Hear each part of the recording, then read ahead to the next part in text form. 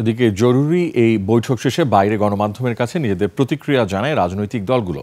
BNP বলছে note of dissent সহ সই হবে সনদ, আর জামাত অনড় আগে গণভোটের সিদ্ধান্তে। সনদের আইনি ভিত্তি ও বাস্তবায়ন প্রক্রিয়া নিয়ে আগের উদ্বেগেরই পুনরাবৃত্তি করে এনসিপি।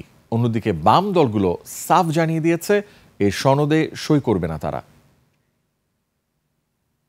সেখানে বলা হয়েছে যে পূর্ণাঙ্গ বাস্তবায়ন, তাহলে নোট অফ ডিসেন্ট সহ কীভাবে পূর্ণাঙ্গ বাস্তবায়ন হবে? আদালতে সেখানে যাবে না। এই সমস্ত বিষয় নিয়ে আমাদের আছে। আমরা আগামী 17 তারিখ সেখানে এই জুলাই জাতীয় সনদে এই 5টি দলের কথা বললাম, তারা স্বাক্ষর করব না। নোট অফ ডিসেন্টের মতো অনেকগুলো ইস্যু রয়েছে, সেই নোট অফ ডিসেন্টগুলোকে কীভাবে সংজ্ঞায়িত করা হবে, নোট অফ ডিসেন্টের পরিণতি কী হবে, নোট অফ ডিসেন্টগুলোকে কীভাবে বাস্তবায়ন করা হবে, সে ব্যাপারটা এখনও পর্যন্ত খোলাসা করা হয় নাই। আমরা বলেছি গণভোট হচ্ছে রিফর্মস কমিটির জন্য, এটা একটা আলাদা বিষয়, আর জাতীয় নির্বাচন একটি আলাদা বিষয়।